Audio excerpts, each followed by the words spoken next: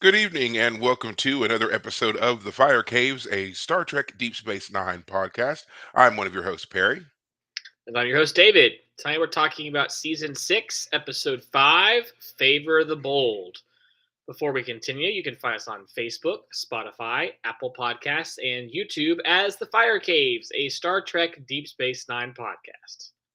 Absolutely. And as I say every single week, you should find us and follow us because I feel like we're an awesome show and you're missing out on a lot of great things when you don't listen to us. Also, a little bit of housekeeping, real quick. I do apologize for the delay in episodes being uploaded to the various podcasting sites. So if you are a person who just listens, bear with me. They are coming. Just had a couple of things that, took me out of it for a little bit. But I'm back and all that stuff to be released here in the next few hours, really. So just bear with me. We've got it. I promise. You'll get it. So there. Chill out. Yes, we are talking about the fifth episode of season six, but we also have some exciting news and other things Trek related as well to discuss tonight. So we'll be bringing those up. What do you want? What do you say, David? Do you want to do that before we get into our episode or after?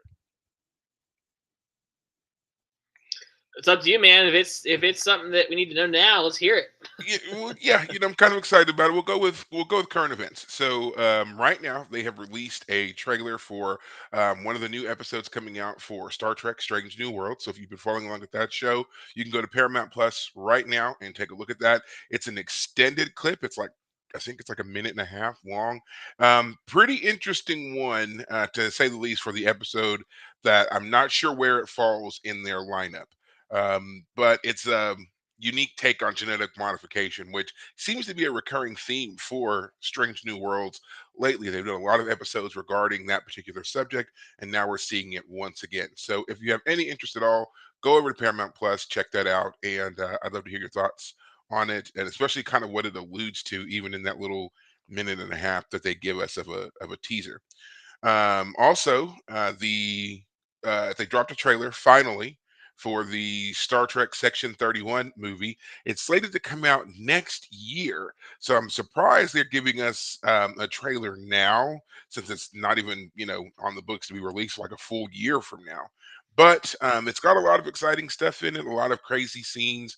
I have to admit that while I enjoyed the trailer, I don't like the premise for the movie. It just I'm sorry to say it. It strikes me as one of those projects that's not really Star Trek to me. So um, I'm gonna have to wait and see. Of course, fully reserve my judgment so that I can actually watch the movie.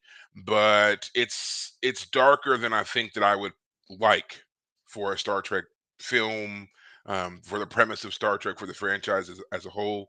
But again, Yeah. I'm still going to watch it just to see. But just saying that first take, that's what I thought. Anyone else who's watched it so far, I'd love to hear your thoughts on it as well. If you haven't seen it, again, head over to Paramount Plus. It's out. You can watch it right now, just like I did. And yeah, move on from there. They've also announced that they have begun the principal shooting for the new Star Trek Academy series. I had said, I think a couple of weeks ago, how they had finally wrapped up all the cast and official cast announcements were out.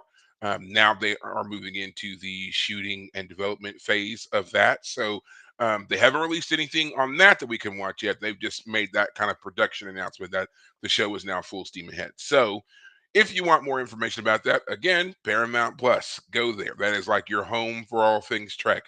So go there, check all that stuff out. It's pretty exciting to watch the development of a lot of these things. I've never really done that before with shows and paid attention to them before they hit the air. So this is a nice, kind of a new take for me as a fan to do the walkthrough of these shows to up to their release date and everything else. So yeah, lots of stuff to check out right now. Lots of hot new things coming our way. Um, I haven't seen anything that really relates to anything established character wise with people that we already know. Like, there's no more Picard and Worf and all those guys. There's no more of anything for Discovery and so forth and so on. So if you're looking for things that are going to be like nostalgic callbacks to characters, so far it seems like everything with Trek, they're moving in an all new direction. The only thing that lands with any kind of nostalgia these days is definitely going to be Strange New World. So it seems like everything after that is supposed to be new. So we will see. Obviously, the Academy show is our biggest potential for recurring or not recurring, but returning cast members because it's set in the 32nd century. So all those characters from Discovery, when they made their time jump, they have the possibility of popping up in some regard in that show. But so far, there has been no mention of any of those characters getting any kind of cameo spot or anything like that. So it looks like again they're going different direction. But we'll see. But that kind of wraps it up on the new Trek front. I like giving that out there, before we get into anything else. So, also before we get into the episode itself, we have to do our catch up because it's been a while. We've been a couple of weeks now that we haven't been here. So, David, how has your time away been? Been good. Just finished today book 4 of the Red Rising series. It's the series that my roommate got me into. The 7th book has not yet come out, so this is book 4 of a 7-part series, but book 7 is still coming. And man, these books are so good. They're so plot driven. Characters are very um, there's a ton of characters. This guy just has a bajillion characters he works with, and he has all of his characters, even villains, side characters. They all help drive plot. The biggest thing that people talk about when it comes to storytelling is you don't let your characters just respond to plot. If your characters are just there responding to plot, then it's boring. If your characters are driving the plot, then it's super interesting, super fun. All of the characters drive plot. They all have reasons to participate in what's going on, and every twist and turn is always the revelation of what one character has done to drive the plot forward. No character ever sits back on their haunches and just waits for things to happen. They are active. Characters clash because they're taking actions, and just things go. They go. They go.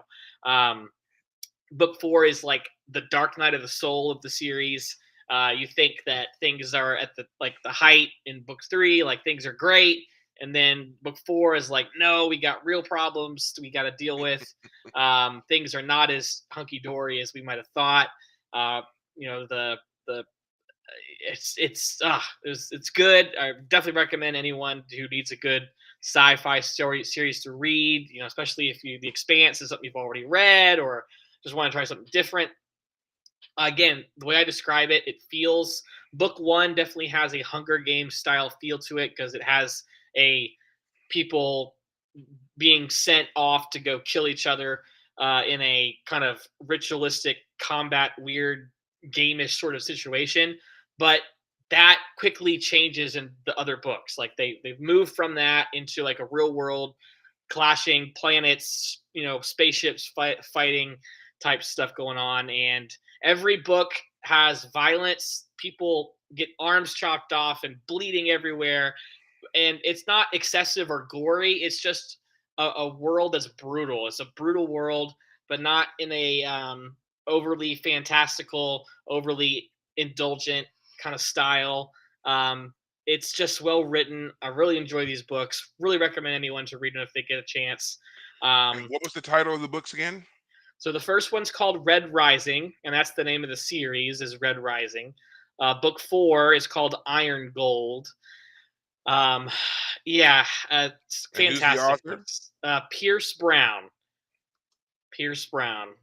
And like I said, my roommate got me into the game, into the books, and so one of the fun things that I did this past week, my roommate was out of town for a month and a half. He was with family doing a cross country road trip, and while he was gone, Amazon randomly suggested something to me because I was on their website as I am just perusing stuff. And turns out there was a board game that's been based on the books that came out a few years ago. So I bought that, and when he came home from his trip, I got some of our friends together for us to play that game, for us to play it together, and that was fun. I didn't do as well as I expected. Out of the 5 of us, I came in 4th place, even though it was my game and I bought it, which I thought was kind of funny. But yeah, so it's just been fun to get back into that because I took a break from reading those books to read The Expanse and this other stuff. Uh, So getting back into the series is great. My roommate really and I both really hope the seventh book will come out pretty soon because we the momentum we're both getting. He just finished rereading the series because book six came out about a year ago, so he reread the first five books to read book six. He finished reading those a little while ago, got me into reading them, and so here I am. But yeah, you were gone in Kentucky last weekend. How was your That trip? is correct. I went back to my hometown, home state. I actually really enjoyed myself. I was a bit surprised. Like I knew that there was going to be aspects of it that I enjoyed. Don't get me wrong. But the initial reason for going was it was my high school reunion. So I went back. Again, not a lot of I don't know, fondness, I guess, was attributed to that. Not to say that I had like a terrible traumatic high school experience or anything like that, but like a lot of us, I think that you can agree that while you do have your friends and stuff from high school, you didn't enjoy everybody that you went to high school with. And with things like this, you never know who's going to show up. So yes, there were people there that I was excited to see and some not so much. Right. But overall, it was a good time. It was a good experience. It was a little bit hotter than I thought it was going to be. Maybe it's just transitioning from Texas where it gets hot, but it's a very dry, arid heat versus a very humid climate in Kentucky. But overall, again, great trip. Did you recapture lost love? No, that was not why I was going to the trip. If anything, I was um, at the most, I was overcome with certain elements of nostalgia being back in Kentucky because I also went to college there, of course, and ended up meeting up with a lot of my friends from college and did a tour of my college and brought my kid along and we had a great time with that and just kind of realizing there were certain things that I've missed, sure, but no, there was none of that other stuff happening. That was, yeah, that's not who I am. So I don't dwell on those things from the past nearly as much as perhaps other people do or whatever. So yeah, but again, great trip. Got to see family, got to see friends. My daughter absolutely loved being there. By the time the trip was over, she was asking when we were moving. She really wants to already go back, and I'm just like, we're gonna have to wait a little bit. Mhm. But yeah, she had a great time meeting. I guess the next generation, as it were, because now a lot of my friends have children, and they were, a good age range as well. So there were a lot of people for her to, hang out with that were her age, which I was thankful for because otherwise I was going to be a really boring trip for a kid to be surrounded by a bunch of old people who are reminiscing. Mhm. But no, she really got to enjoy herself, which I'm always very excited about and thankful for. And then, of course, we made it back. We did have some delays because because we drove, I prefer to drive. So that's a 13 and a half hour trip one way. The trip down was relatively uneventful. The trip back, on the other hand, not so much. There was this stretch somewhere around, I guess, our fifth or sixth hour mark where we were at a complete dead stop in the middle of nowhere. Not a exit, not a gas station, nothing. Just stopped to the point where I turned the car off because I mean we were just idling, and I mean I had no idea how long we were going to be sitting there, and I certainly didn't want to run out of gas because we were sitting for so long. Right. Thankfully, it wasn't particularly warm. It was really early in the morning when it happened, so I was kind of thankful for that.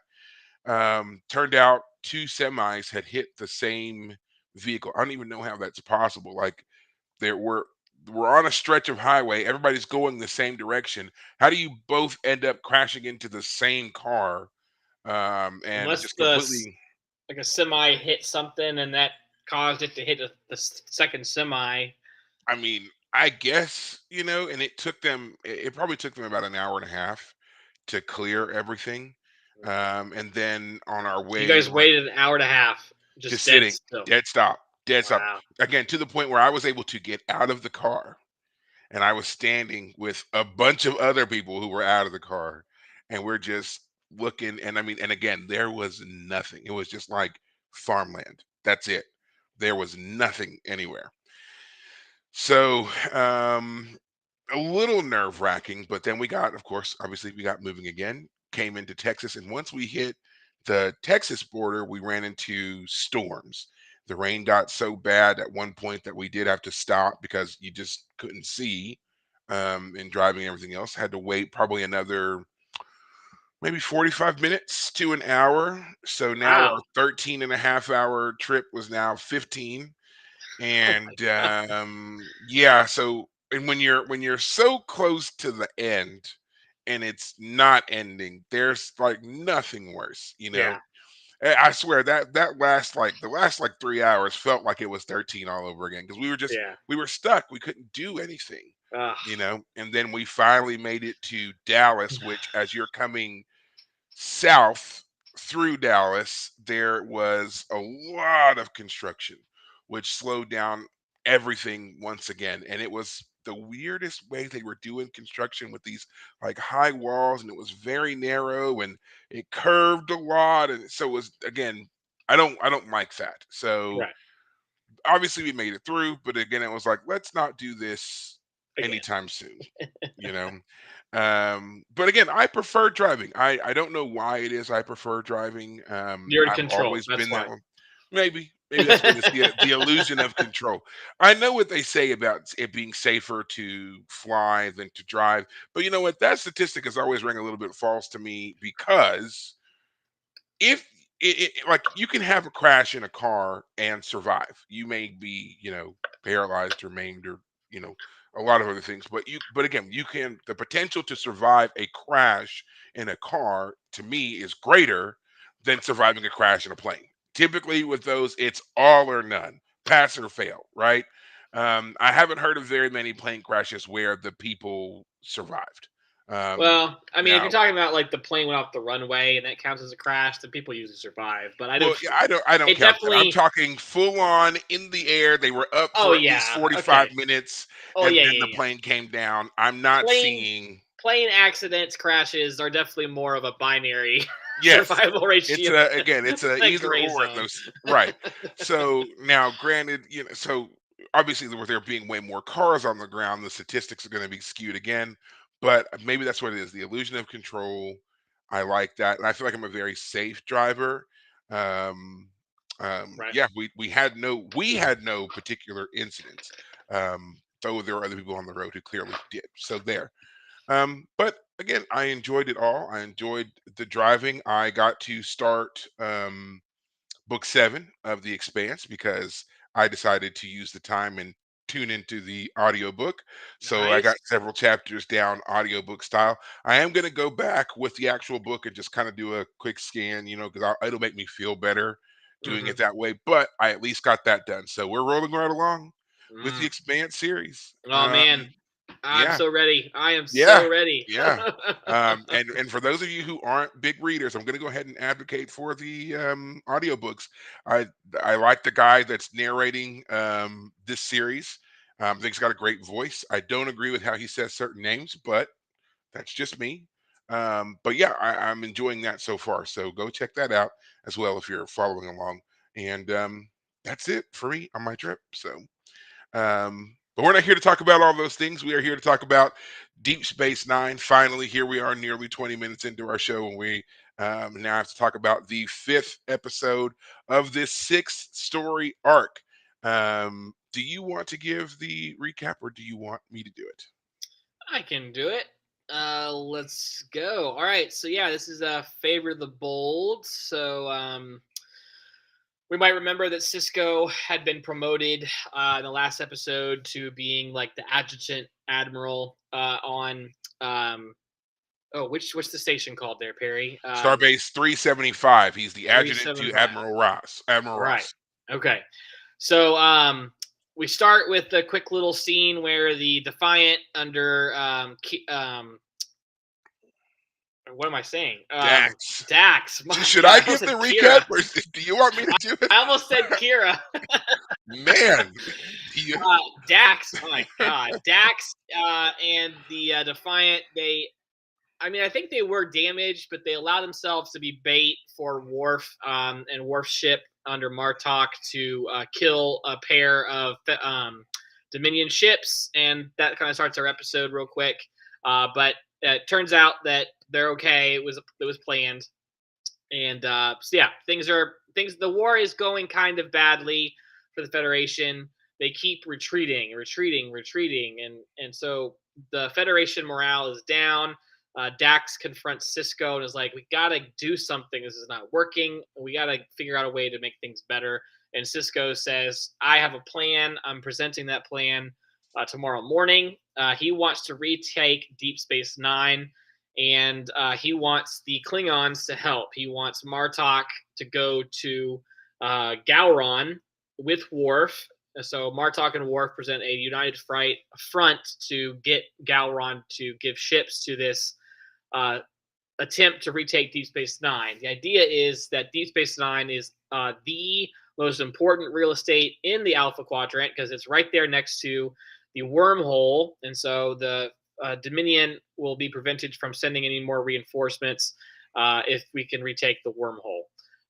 The minefield has been up this whole time and has been defending the wormhole, but unfortunately for everyone, the Dominion has figured out how to deactivate the replicating devices inside the um, mines so that they can start actually taking the whole minefield down. They have to deactivate all of the replication modules, which allow the minefield to keep recreating itself before they can take down the minefield as a whole.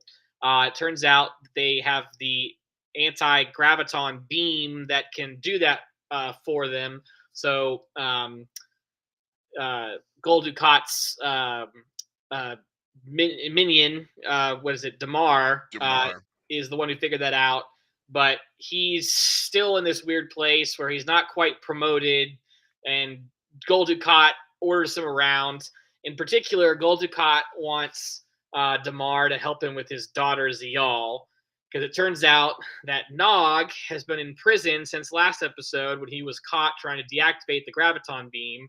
Odo, who was supposed to help him deactivate the graviton beam, failed to do so because he got basically lost track of himself with the other changeling. He's been, in fact, in his room with the changeling woman for 3 days straight and didn't even realize it the whole time.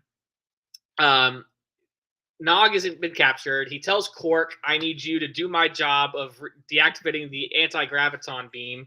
And of course, Quark is like, "Yeah, I don't know about that. I'll try and get you out of here, but I don't know about that."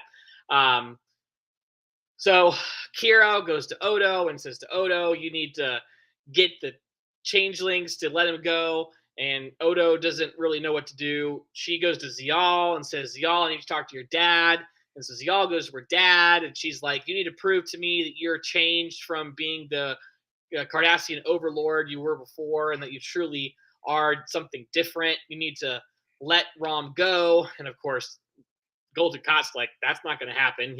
He's a traitor. He's a spy. I can't just let him go."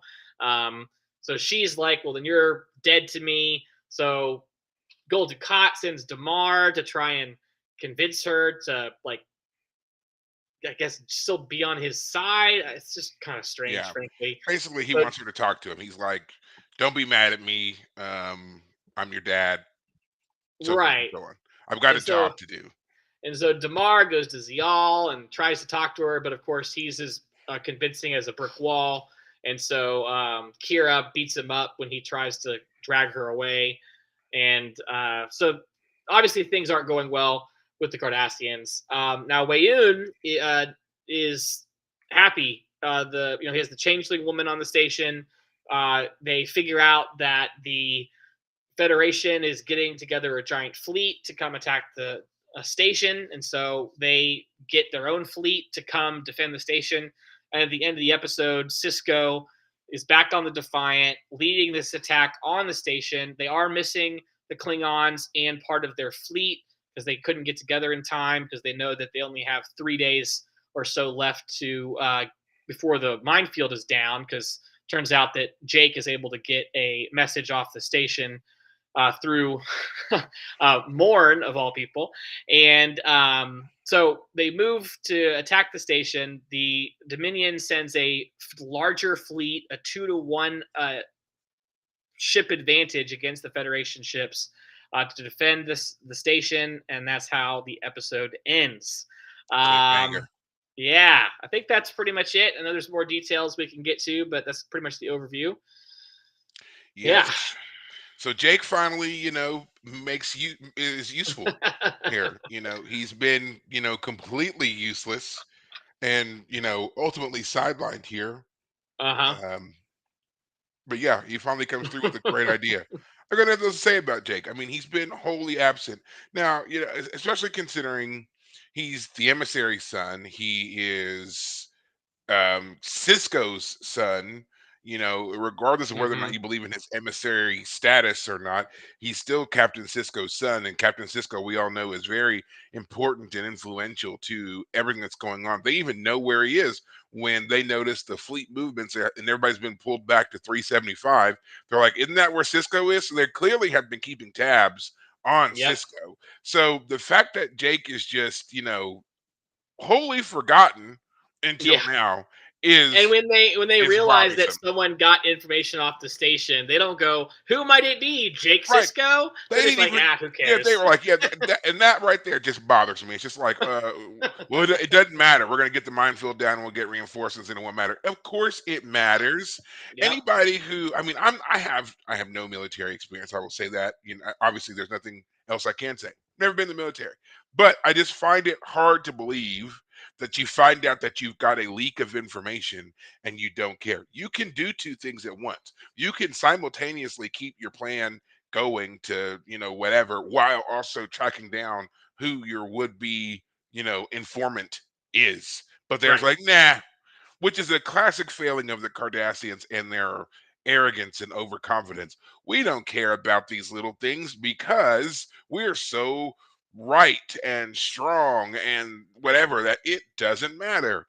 And the Right. Dominion feeds into it because they're just like, we don't care. We're the Dominion. We win by overwhelming force. Like Yep. that's the Dominion's strength. They're not necessarily great strategists or whatever. They just have way more ships and troops than everybody else, which is Right. what we see even in this episode, where the whole time they've been cut off from their major resupply from the Gamma Quadrant. They still outnumber the Federation's fleet 2-1. Yeah. It's crazy. Yeah. It really is. Especially with the idea being that they destroyed the fleet shipyards at one Hmm. point. They've obviously been closing down the wormhole for at least 4 months, if Yeah. not longer. Um, yeah, man, it's crazy. Um, yeah. Um, do want to back up a little bit with Damar going to Zial. He definitely tries to strong arm her, which he does not tell Ducat. He tells Ducat, "Oh, she just objected to talking to you, and Kira attacked me." He's kind of weak here. He doesn't say, "I actually informed her of what you wanted. She said no. I tried to drag her away, and that's when Kira beat the crap out of me." Yeah, he And didn't have to say drag her away as much as I told her to come with me to bring her to you. He could have been a little subtle well, about it.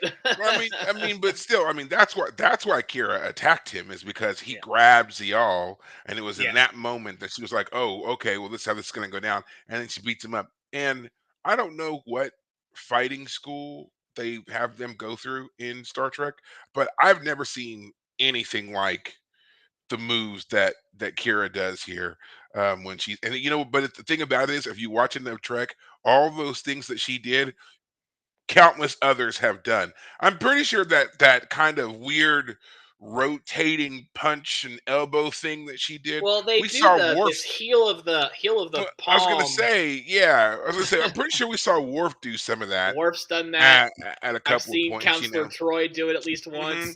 and the over the head or behind the head, the smash to the that's Yes. a classic Kirk move. That Yeah. if there ever was one, and several of them have done that, So Right. yeah, it's whatever that is, I don't know who their fighting instructor is, but they have a very consistent theme that Yeah. they're working off of for all of the characters. Yeah. I So have to say, because we're bringing it up, that when she was attacking him, I was just like, I love Kira. I definitely believe that she's a freedom fighter and that she does know how to fight, etc. But something about this fight just felt a little too like, one-sided.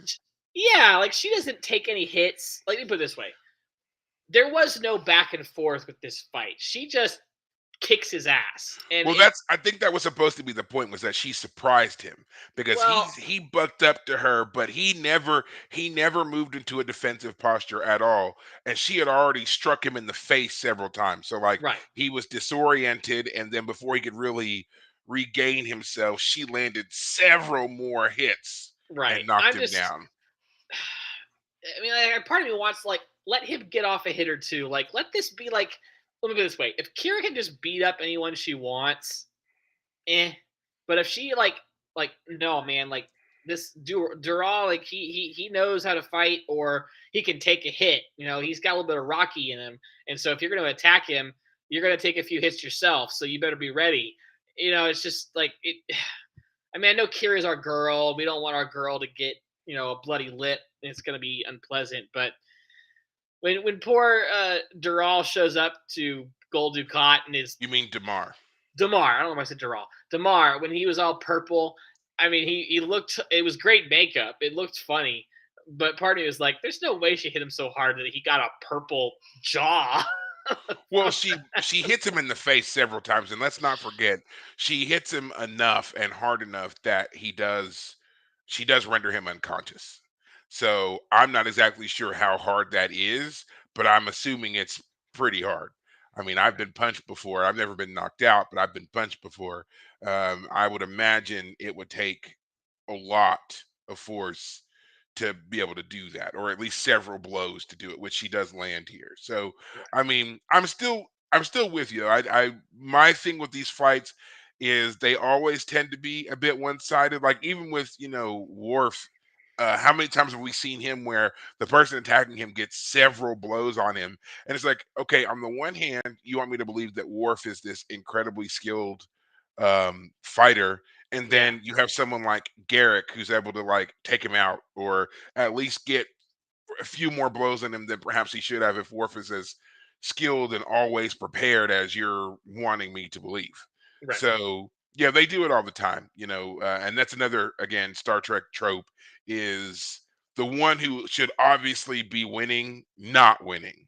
Right. That's their thing. So Right. Yeah. Yeah. That's fair. That's a fair yeah. comment. So another scene that I'd like to talk about is with Wayun, and it's just the one where he is in the wardroom and he's looking at Zial's paintings. And in this scene, he's talking about, he's looking at the paintings, but he has no aesthetic appreciation. He talks about how the founders didn't give his people, the Vorta, a sense of artistry Aesthetics. or aesthetics. And so he's kind of like musing there a little bit about what he imagines it would be like, or if it would be nice to be able to appreciate art and music and things like that. Um, the reason I want to bring it up is because this is a thread that we've seen a lot with the Dominion forces. We've primarily seen it with the Jem'Hadar and them coming from being these kind of one-dimensional clone fighters to the realization that they don't have to just fight all the time, and that they want to be separate and autonomous and do their own thing and have freedom. And now this is the first time though that I can remember that we're seeing it in Avorta, and that once again, these genetically engineered, deeply controlled beings are kind of having an enlightenment to a degree, have after crossing into the alpha quadrant. They've Right. been existing in the gamma quadrant for forever, the way that they've been, you know, genetically engineered and so forth. Why is it all of a sudden coming into the alpha quadrant, and in particular alpha quadrant species and cultures and their, mindsets and perspectives, do they suddenly want something different? I will go ahead and spoil this for you and say, unfortunately, this is not something that's ever really talked about in Trek, but it's just something that I've noticed a lot. And had you seen that? Have you paid attention to that at all and watched this, or is it just me? Like, am I maybe making too much out of what I'm seeing I here? yeah, Come this on, is David. I need a sudden, deeply philosophical answer from you for something that you've just seen for the first time. I need that now. okay. Say it again a little bit because I missed part of All that right, thing. all right, all right. So, as I'm saying, like we know who the Jem'Hadar and the Vorta are. They're genetically engineered. They're kind of the foot soldiers for the Dominion, right? Right. And all this time they've existed for the Dominion in the Gamma Quadrant, we've never heard of them being anything other than what they are, foot Right. soldiers. But Yes. now, coming into contact with the Alpha Quadrant and dealing with Alpha Quadrant species and just things in the Alpha Quadrant in general, they seem to be wanting more. They become, or at least becoming aware of more. We've seen it Okay. more. We've seen it more from the Jem'Hadar. This sudden True. understanding of an honor code, or wanting autonomy, or being loyal, or all these things. Versus, and now we see this with Wayun and being like, I wonder what it would be like if I was different, if I had a Right. different quality or set, something they've never done before. So I'm just like wondering what it is about the Alpha Quadrant and being introduced to so many different cultures who value those things that suddenly seems to be influencing them to want the same Well, as to some Odo degree. says to the female changeling, they value their freedom. When she says we'll have to beat the independence out of them, train. She uses some phrase. We'll have to break them, is what she said. That's We'll it. have to Yeah, break them of that. a very unpleasant statement. Break them of their independence, of their want for freedom. And Odo, in his confusion because of his desire to be part of the Great Link, is like, huh? What? Like, you just can't kind of understand it. Um, so yeah, part of me feels like it was a little bit. I mean, again, when Zial introduced her art a few episodes ago, I wasn't all that impressed personally. I'm not impressed with the modernistic style, which I feel like it kind of fell in. Of Okay. look, it's a painting or a drawing of a flower, and it just like I don't know. Like if It you're re- gonna do, if we're gonna talk about the art for it reminded me of those old Japanese ink paintings that they yeah, used to do, several sure, centuries ago, and you would see those displayed. That's what I thought it was, actually. I thought that she had somehow come up with that style, or or was influenced somehow by the Earth culture, and they were going to make a reference to it. But then, of course, they said something else.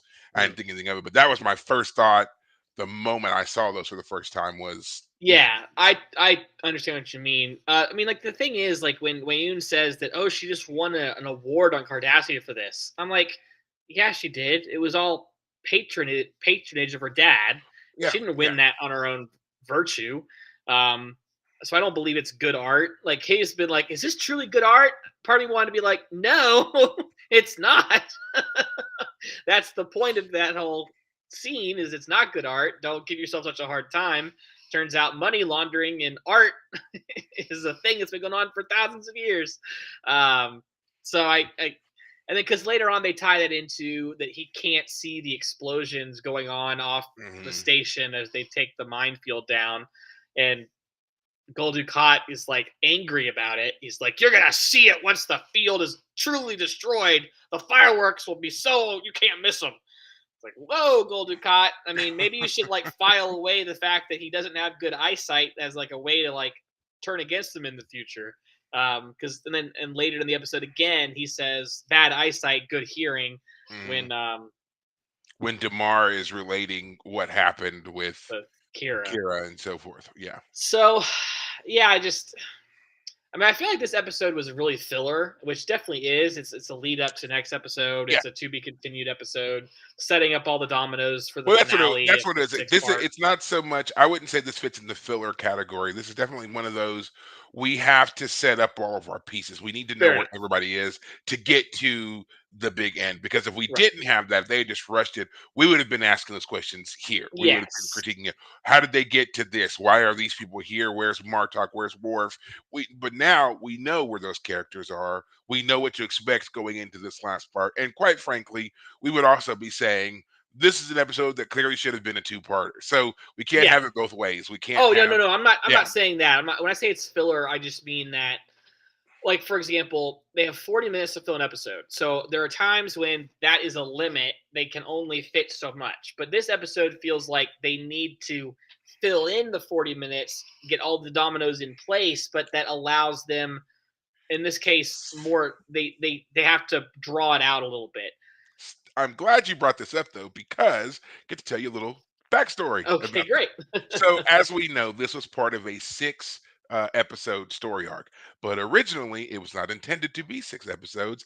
They originally had selected it to be four, then it grew to five, and then it became Ooh, six. So, you are absolutely right with the fact that it feels like there are certain things that had to be stretched, because when they ended up going from four to five, because what they realized was when they were pacing everything out, when they got to the fourth one, there was too much, and they couldn't put everything into the that they needed to into the fourth one. So they were like, okay, we're gonna have to make this a fifth episode. So then they started to pace everything out for the fifth episode, and they realized once again it was too much. There was no way they could get all the beats they needed and still do the end the way that it right, needs to be done, which we're going to see next week, of course. right, So they were like, okay, well, we're going to have to break this up once again, but then definitely the sixth part of this will be the final. So now they had paced it out, and they realized they had too much in the sixth and not enough in the fifth. So certain things in the fifth had to be stretched, and then they added an extra scene, which we're going to talk about as well, in order to kind of fill that gap a little bit and make things a little bit more interesting and kind of important. And the right. scene that was added, just so that you're aware, is the scene where it's Admiral Ross and Cisco are talking about the importance of Bajor. And Cisco tells him that Bajor is his home and that he's Yeah, planning to build a house there. And right. Cisco kind of gives him his speech about, I'm a Starfleet officer. I'll go wherever you send me. But when I go home, I'll it will go with be Beach. Bajor. That Right. whole bit was added on to show the significance that Bajor has become in Cisco's life, but it was And that not was a good supposed to be a scene. part of anything. It was. It It's a was actually a really, change. really well Good done scene with extra them. scene. Yeah, yeah. Yeah, I guess when I see this episode as filler, though, I'm thinking of like Jake. Jake hasn't done much. I mean, the finale of season 5 is Jake left himself behind, and it turns out that hasn't really been much of a problem. He works with Morn to pass some information along, but as we've already said, the Cardassians and Dominion don't care that they have some sort of leaker on the station.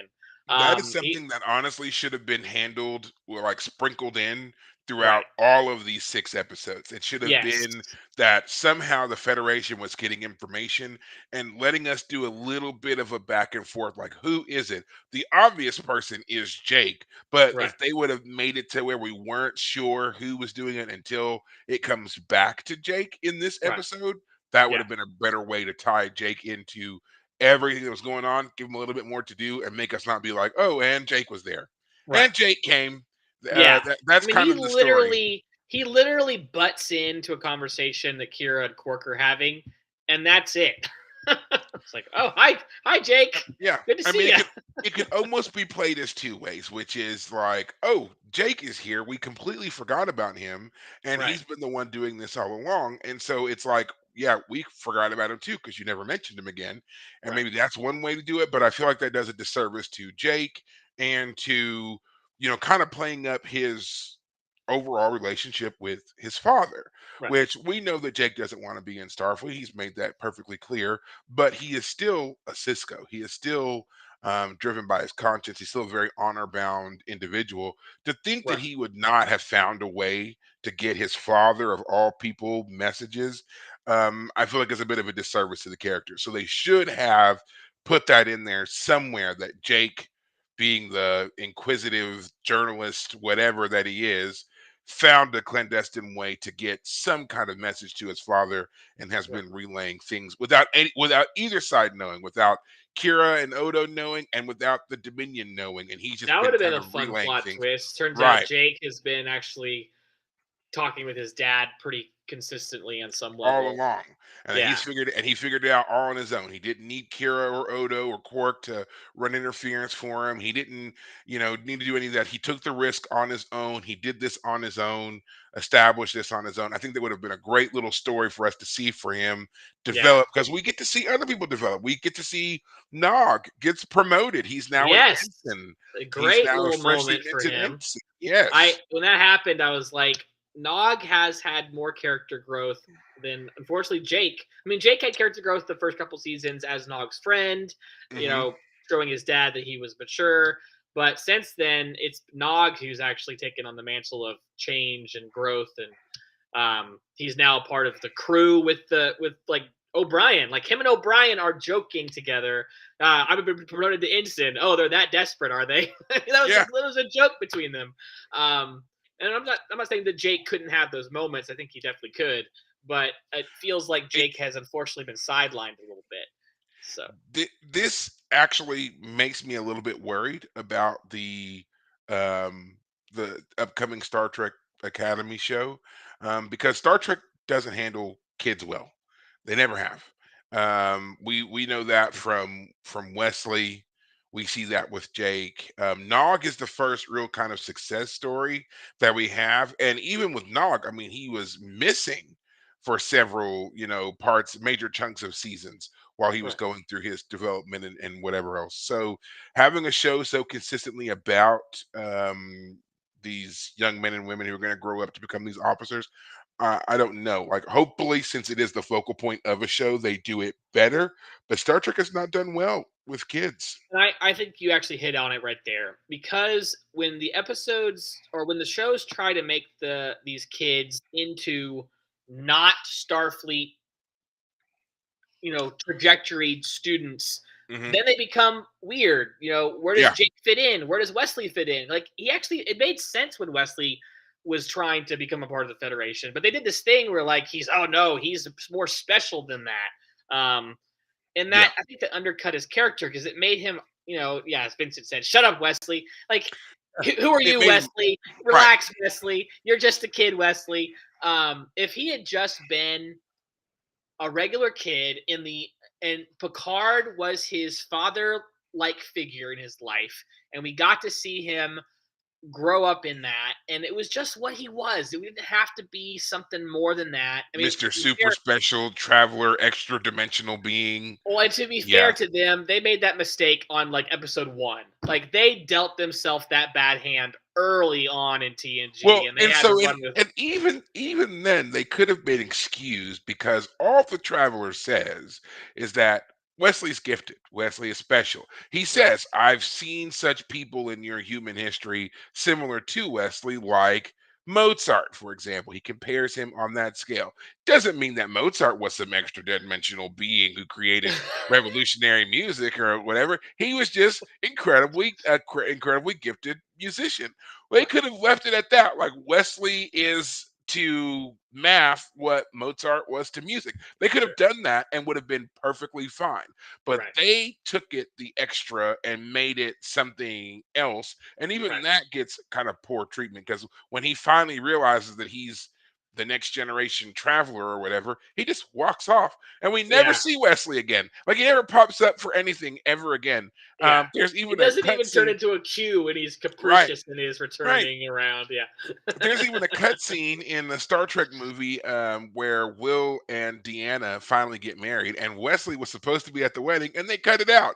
I was just like, that. I mean, he didn't have to have lines per se, but he should have been there for that. That Yeah. would have been nice. And then the next time we see Wesley is in Picard, and it's like maybe a 5 minute scene, maybe. Wow. So it's just like, y'all kept doing this man dirty. Y'all just didn't have anything for Wesley at all. Right. And then the story of Alexander, I mean, once again, just Yeah. terrible treatment of a child and Well, I mean, family situation. again, it makes sense in the sense of, like, if we were doing a show that was about the U.S. military and we are always following our U.S. military crew around on mission to mission, and then we have to go view their home life every now and then, it would just always be awkward. It would just always be this extra thing in the show. So I don't blame Star Trek uniquely for this problem. I do think that they never solved it. They No, tried handling it and they never solved it well. But I think a show like Star Trek Academy that is about it, I think that'll be fine because I that's hope the so. purpose. I hope so. I'd hate to be watching it and be like, I hate every one of these kids. Like, but I feel like that's the route that we're going to end up going. Is Yeah. that I'm going to be watching and be like, yeah, I don't like any of them. And this could just be because of the fact that this show was coming on and I am much older. If this show had come out, um, you know, 20, 25 years ago when I was in the same age range, this would have been different. Maybe I would feel differently about it. But I remember watching shows back then that were aimed at my age range and hating them then. Right. I didn't like any of them. That was just, I don't know. Never liked that stuff. Like, what was Yeah. the famous one? Um, Come on. I'm pretty good with my TV. Don't Dawson's think. Creek. Okay. Dawson's Creek. When that show came out, it was like a phenomenon. Like, everyone was watching it. Everyone was talking about it. You couldn't escape it. And I didn't. And I was watching Star Trek then when Mhm. when that was on, or trying to. My older sister, she really, really loved that show. Wasn't And that a WB type show? yeah, Yeah. there were several shows in the WB that were kind of like reigning supreme back then. Right. But yeah, I couldn't watch it. I didn't find any of it in any way interesting. Yeah. Teenage angst. I was living teenage Yeah. angst. Why would I want to watch someone else's? Like, Ugh, that I made no know. sense to me. So Right. I wanted to show me what happens afterwards. When that's over, show me the good part, not the we're all struggling here and miserable with our hormones. I don't Right. care.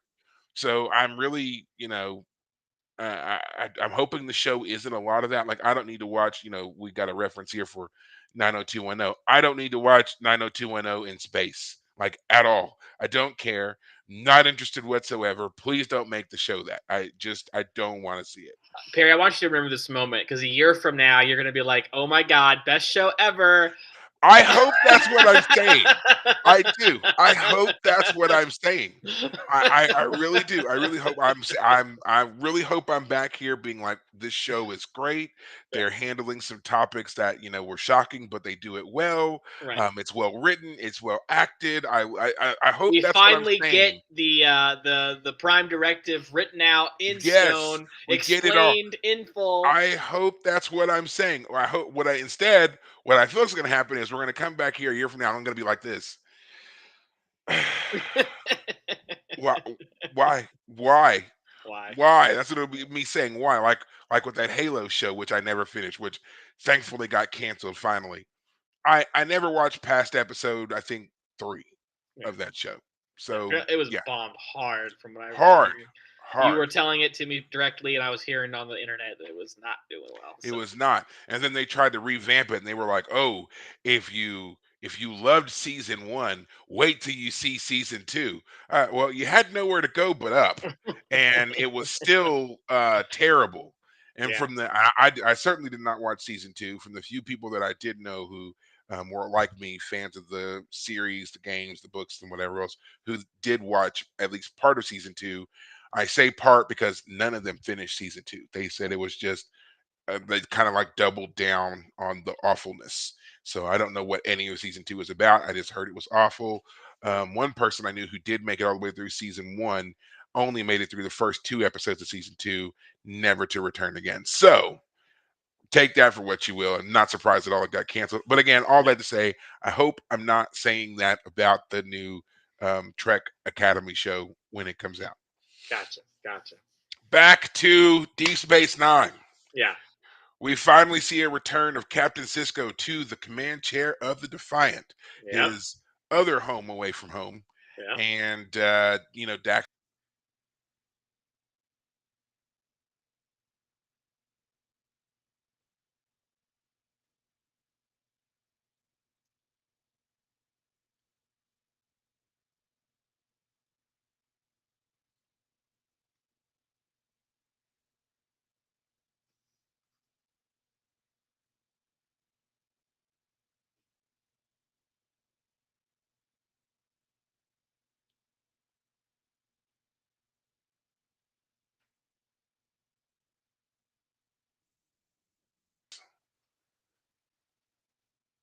And move on from there. Oh, I do apologize. Looks like we're having some issues. I know there were some storms headed our way. So if we lose our connection here a bit, hopefully David can rejoin us and we'll move on from there. Yeah. Can you hear me now? Got him back. There There we we go. go. I was just saying. There we go.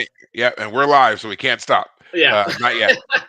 We've got some storms moving into our area. I just got the alert on my phone. So, but that's okay. We're almost done. We'll be Yeah. wrapping this up pretty soon. I was just saying we have the fifth and the third fleets have joined at Starways 375. The station, not the station, but Cisco has returned to the Defiant, and we Mhm. are now watching them getting ready to set off. Um, so, or no, they have set off. We see them encountering the ship. So, predictions. Since this is the first time that you ever seen this episode, what did you think of our fleet configuration here? I know we saw some Galaxy class ships. Were there any ships that kind of stood out to you that maybe you didn't know about? Um, I mean, because I'm not an expert on Star Trek ships in general. I mean, I recognize what the is it is so the Enterprise is the what is that one normally called? The ones that look like the Enterprise D are the Galaxy class Okay, ships. and it seemed like there were a number of them in that fleet. Am Yes, I there were right? several Galaxy class. Yes, several Galaxy class, Excelsior class ships as well. There was a couple of Centaur class ships, which I only bring that up because the Centaur class ships were previously unnamed. They were just kind of like background filler kit bash ships. Which, for Kit those of you who are bashing, familiar, yeah, baby. yes, I was going to say, you're familiar with the term kit bashing. It's basically the random assortment of pieces that they have left over, Like if you and have a they bunch kind of of Legos and you don't go by the constructions, you just yeah, make your own. you make your Yeah, own thing. So that's kind of what happened here. So the backstory basically is they had some models that they intentionally made.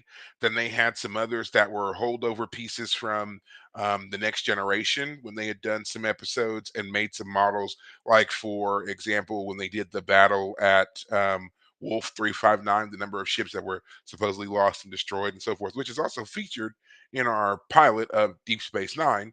So mhm, basically, they had a lot of pieces, and they just were like, okay, we need ship models. We need something to kind of fill up our area here to make a fleet with. So they just stuck a bunch of things together, and they made several ships, which were named later. And the Centaur class is one of those. gotcha. Um, yes, Vincent mentions the Farragut class. We also saw some Nebula classes, which the Nebulas are basically kind of like they took a galaxy and smashed it together, like made it shorter. Gotcha. So yeah, of course the Miranda class is there, which to me is the ugliest ship design in all of Trek. I hate it. And for those of you who are familiar, the Miranda class is most recognizable from Star Trek II: The Wrath of Khan. It is the same class as um, the Reliant in that movie, the ship that Khan commandeers and Mhm, fights Kirk with against the Enterprise. That ship. gotcha. Now, maybe I hate that ship because of that movie, and I've never really liked it since then. But yeah, I don't like the Miranda class. I think it's a stupid design. Um, I always have. I don't like it. So Yeah. it's basically just the nacelle, and then you got, or not the nacelle, but it's the saucer, and then the nacelle is kind of like draped around it, and they're tucked under. Not a fan. Right. But yeah, there's going to be a lot more ships to see in the upcoming battle. We're also going to see just some mild spoilers here. We're going to see a lot of Dominion ships, Cardassian ships. There's just going to be a lot of stuff for us to take a look at. So if you are interested in ships, these two episodes are going to be like kind of your best bet for seeing those. And Right. if you are playing Star Trek Online, a lot of these ships are featured there. So if you have a favorite, you can go to Star Trek Online. Chances are you can get it and use it. If you've never played Star Trek Online, when you start the game, they start you with a Miranda class. So I'm Mhm. sorry. Um, and Got a good Vincent, one. you're actually wrong. Captain Frazier was not on a Miranda class ship. His ship was a Soyuz class ship. So Ooh. yeah, go look it up. I'm right. Be Sorry, been corrected. a uh, Yeah, so you had asked to- me what am I predicting? Well, yeah. first off, the Klingon ships and the Federation fleet that didn't make it to the end of this episode, they're going to be the reinforcements. Got to have that last minute cavalry charge to save the day. Seeing that coming right now, it's going to happen. Good stuff. Looking forward to it. I guess the question that I'm thinking about, because I was definitely thinking about, like, what are we going to see the next episode is, a lot of times where we don't Star Trek doesn't usually lean too hard into the space battle scenes because Hmm. it's this TV show. They don't have a Yeah. budget for a lot of big, CGI scenes. This is mainly a character show, characters talking to each other, working things out kind of show. Hmm. So I'm more curious how they're gonna fit that together. Are they gonna truly go all out and because we've had the Klingons attack the station Uh-huh. before, but that was a standoffy situation for the most part. You are Um, correct. You are correct. are they? I mean, Um, obviously, the Dominion is not gonna stand off. Well, I mean, they could go that route. We're gonna blow up the station unless you turn off the graviton beam or something. I don't know. Um, well, I was going to save this for you, but I'm going to tell you now. Um, yes, we get a space battle. We get a well done Star Trek space battle. great. And the reason I was going to save it for you is because um, with Star Trek, especially with Deep Space Nine, there's been this talk of remastering the shows because obviously over time, the way that things have changed in technology and everything else, they can make things look better. Unfortunately, this is not something that seems like it's going to be possible for Deep Space Nine because the way that Deep Space Nine was filmed is different from the way that they filmed the Next Generation. So while Next Generation has been digitally remastered and you can get that, it doesn't look like that'll be possible for Deep Space Nine or Voyager. However, this has not stopped people from attempting to do it themselves. And I had found a full clip of this battle that someone has remastered and upscaled and everything else. And I was going to give it to you Oh, after we watch this episode or watch the okay, next episode so that you can tell the difference between how it was. What you're going to see is the original, and right. then I was going to give you the link to watch the remastered, Remaster. upscaled version. Okay. Uh, it's unreal. Like I've watched it several times, and it's amazing the way that it could look if they did these things. Right. So yeah, I want to see your reaction, of course, but I need you to see the original first. So Sure. after you watch the episode, let me know. I'll provide you with the link, and then I would there you say provide me the link as soon as you can because I'll yeah. watch the episode. I usually watch before we record, so I'll watch the episode and then immediately watch that clip so I can talk about both next week, and Okay. we can figure that out. But we can talk about that in a moment. Yeah. So yeah, I'm glad to hear there'll be a big space battle because this is definitely the moment for it. We've had for example the Borg cube, but the Borg cube Hmm. situation was always kind of weird because the Borg ships don't bob and weave. They just kind of are these tanky things that it's like almost impossible to kill them except for some miraculous thing happening. Uh, Locutus being very helpful, etc. So I'm glad to see there'll be a big space battle. The one thing I was going to say about this episode is I feel like they didn't quite do right. Is I don't feel like our characters are truly at their end point in preparation for this kind of mid-season finale type. Like, yes, the minefield is coming down, and so that's the impetus for why we need this attack to happen. But I don't feel that Odo and Kira and Jake and Nog and Zial or any of the other characters are truly at their end in terms of we're desperate for rescue. We've tried sabotaging as much as we can. I mean, we did get that. Don't be wrong. Nog did try. And he told Quark, I need you to complete what I started. But Quark doesn't do that in this episode. So it didn't feel like the cliffhanger was quite there for our crew on the station itself, which I feel was a missed opportunity. Um, Okay. that Kira wasn't captured, revealed to being lead some sort of massive resistance crew, that it Okay. was only a matter of time before that was going to happen. It feels like for the characters on the station, their story wasn't yet finished quite yet, but we need things to move on, and so Yeah. their story doesn't quite get there. So I'll So give that to you. I agree. I feel like while we got the sense of the cliffhanger from Cisco and company, what we were getting from the other people on the station, wrong, not yeah, quite there. I think that this is kind of always going to be a struggle when you're doing A and B plots that start to converge. That's kind of Yeah. the point here. I But definitely understand that. It's yeah, definitely true. Storytelling is hard, and I don't begrudge them that at all. yeah, Just it's always a critique of like how it could have been better if the best possible worlds scenario. But yeah, yeah, keep going, yeah. keep going. Well, that's the point of our show. We get to pick them apart. That's what we do. So yeah. It's easy to be a Um, critic. It's easy to be a critic. Absolutely.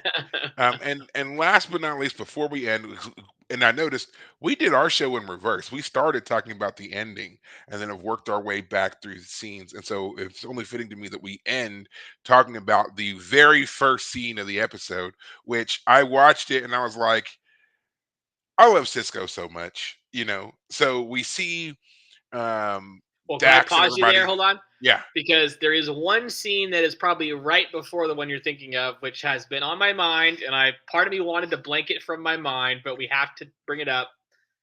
Apparently, Odo taught the Changeling woman How to have intimacy sex. on this level of solids. Yes, Yeah. I have to Mhm. say it felt very bizarre because she comes off as a motherly figure, and to hear that they Her now, and I think that has to do more with her voice. I mean, the makeup, we don't know how old she is, well, yeah, I but yes, totally, the yeah, the actress doing this character, and yeah, the overall role, she has a very superior motherly kind of quality to her to a large degree.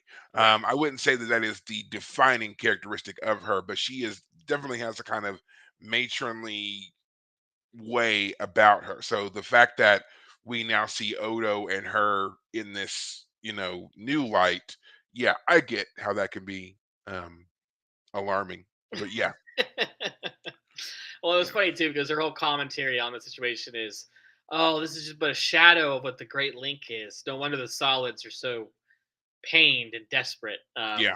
Yeah, it just funny moment.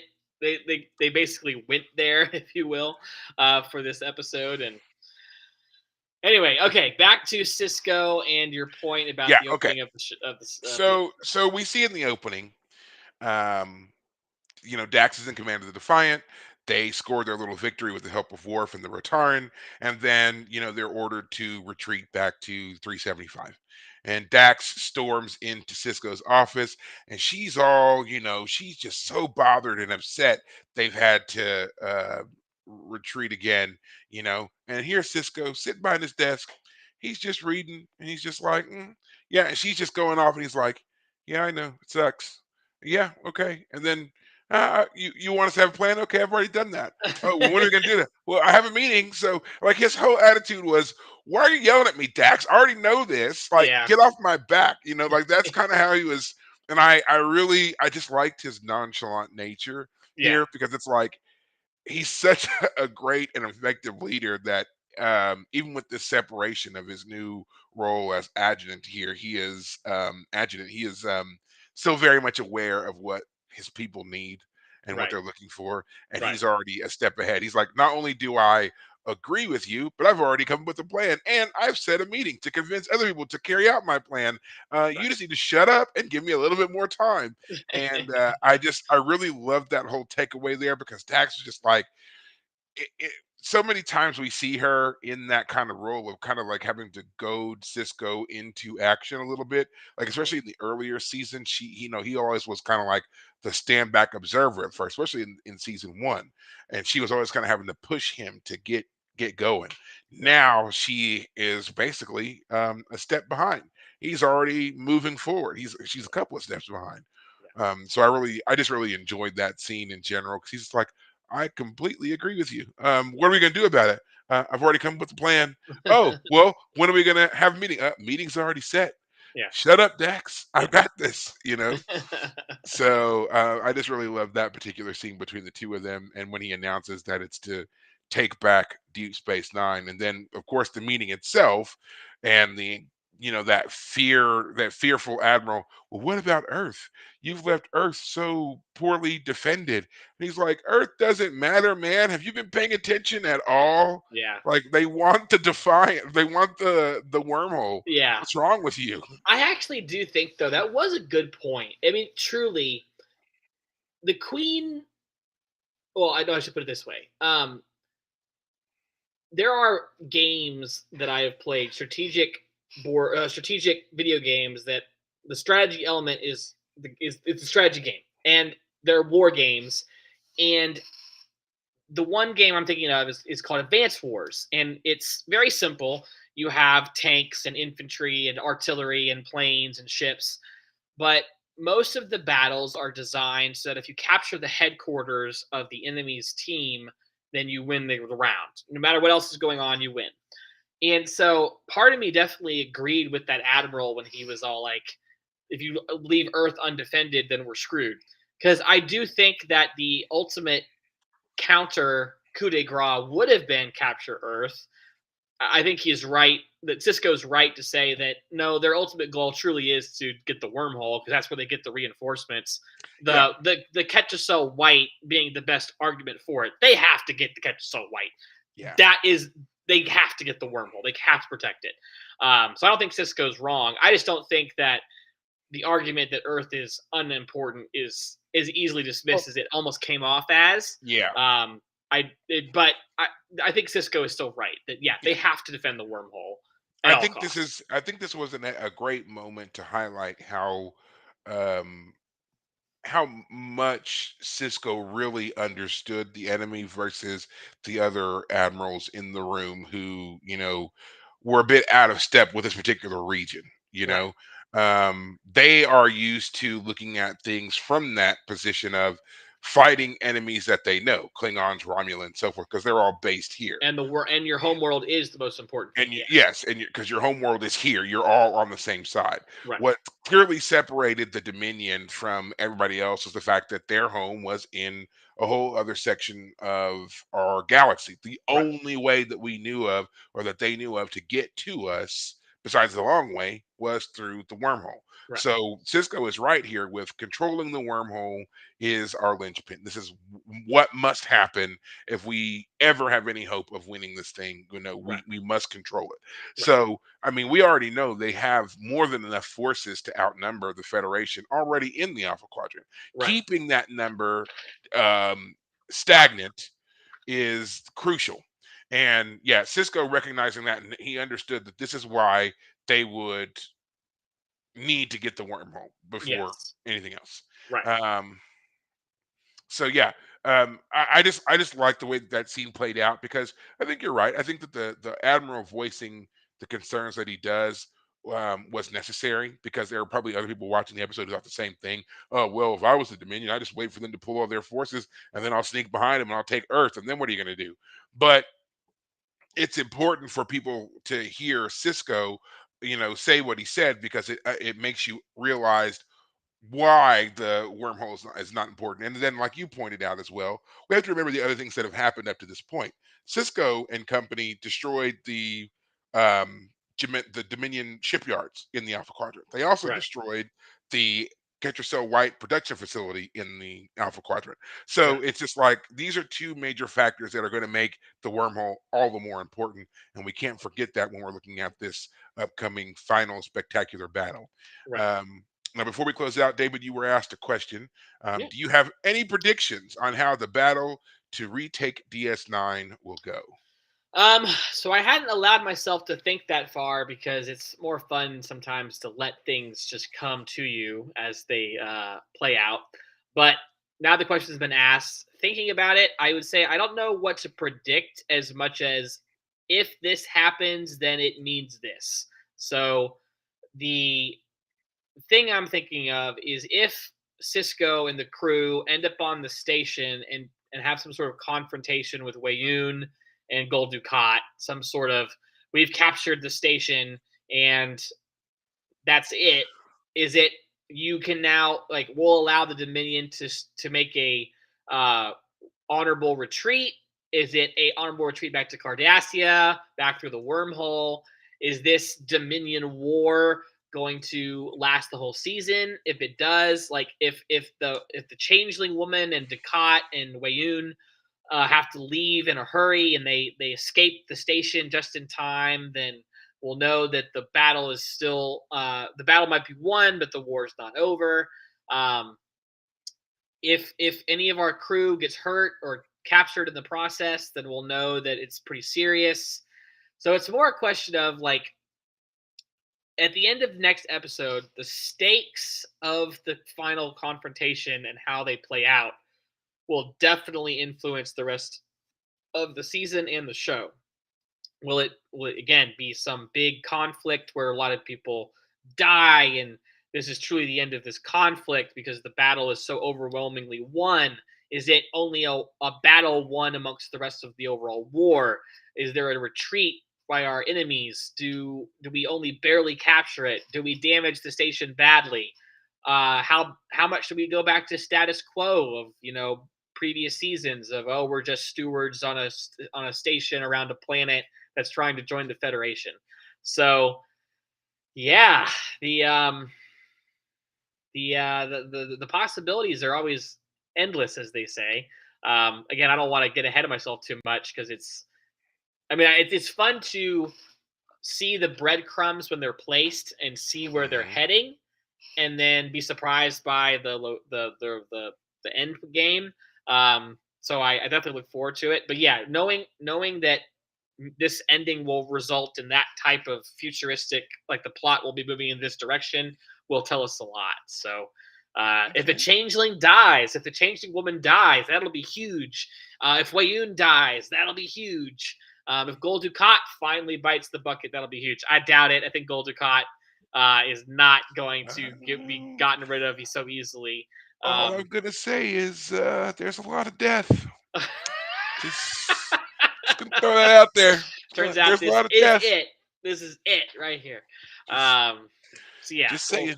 we'll have a lot of fun next Yeah. episode. Yeah.